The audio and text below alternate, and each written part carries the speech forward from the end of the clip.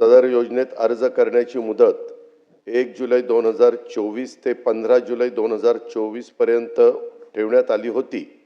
या मर्यादेत सुधारणा करण्यात येत असून आता सदर मुदत 2 महिने ठेवण्यात येत असून ती दिनांक 31 ऑगस्ट 2024 पर्यंत लाभार्थी महिलांना अर्ज करता येईल।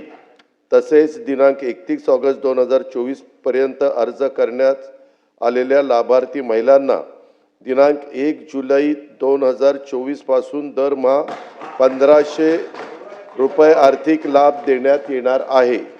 या योजनेच्या पात्रतेमध्ये अधिवास प्रमाणपत्र आवश्यक असल्याचे नमूद करण्यात आले होते। आता लाभार्थी महिलांच्याकडे अधिवास प्रमाणपत्र उपलब्ध नसेल तर त्याऐवजी 15 वर्षापूर्वीचे रेशन कार्ड किंवा मतदार ओळखपत्र किंवा शाळा सोडल्याचं प्रमाणपत्र